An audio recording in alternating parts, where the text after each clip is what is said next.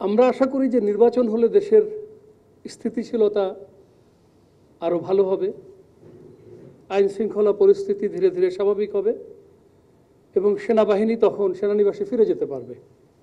আমরা সেটার দিকে তাকিয়ে আছি এবং সরকার এখন পর্যন্ত যেটুকু রূপরেখা প্রণয়ন করেছে সেটার উপরে ভিত্তি করে আমরা কিন্তু যথাযথ প্রস্তুতি গ্রহণ করছি।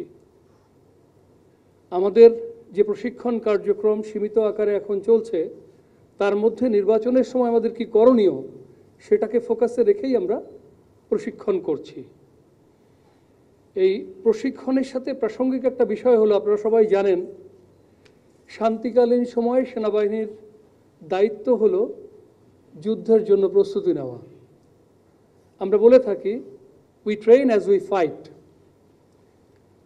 তো গত 15 মাস আমরা বাইরে আছি। নির্বাচন পর্যন্ত বা তার কিছুটা পরেও যদি বাইরে থাকতে হয় তাহলে আরও কিছুদিন বাইরে থাকতে হবে। তো এতে করে কিন্তু আমাদের প্রশিক্ষণ বিঘ্নিত হচ্ছে। এর পাশাপাশি যে পরিস্থিতির মধ্যে দিয়ে যেই চ্যালেঞ্জ মোকাবেলা করে সেনাবাহিনী দায়িত্ব পালন করেছে গত 15 মাস, আপনারা নিশ্চয়ই আমার সাথে একমত হবেন যে এটা খুব সহজ পরিস্থিতি ছিল না। এ ধরনের পরিস্থিতি বাংলাদেশ প্রতিদিন ফেস করেনি। তো রেস্ট অ্যান্ড রিফিটেরও প্রয়োজন আছে।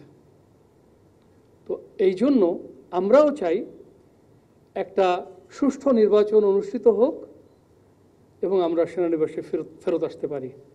যে গত 15 মাস সেনাবাহিনী বেসামরিক প্রশাসনের সহায়তায় নিয়োজিত আছে এবং অত্যন্ত চ্যালেঞ্জিং এবং প্রতিকূল পরিস্থিতির মধ্যে দিয়ে দায়িত্ব পালন করছে, এবং আমি বলবো অত্যন্ত পেশাগতভাবে দায়িত্ব পালন করেছে।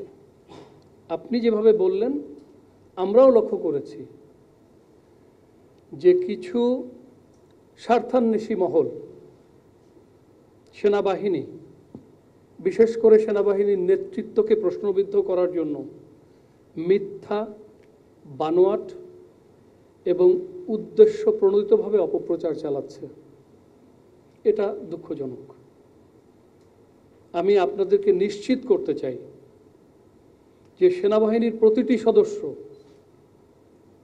সেনাবাহিনী প্রধান এবং সেনাবাহিনীর সিনিয়র লিডারশিপের প্রতি শতভাগ অনুগত এবং বিশ্বস্ত রয়েছে।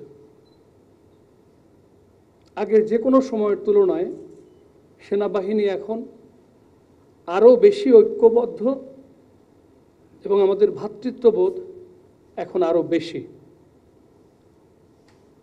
তো আমার অনুরোধ থাকবে, সামাজিক যোগাযোগের মাধ্যমে যে প্রচারণা, এটাকে আমরা পরিহার করে ঐক্যবদ্ধভাবে সামনের দিকে এগিয়ে যাই। যে দায়িত্ব সেনাবাহিনীকে দেওয়া হয়েছে এবং ভবিষ্যতে যে দায়িত্ব দেওয়া হবে, সেনাবাহিনী সেটা যথাযথভাবে পালন করবে। চিরদিন করেছে, সামনেও করবে ইনশাআল্লাহ।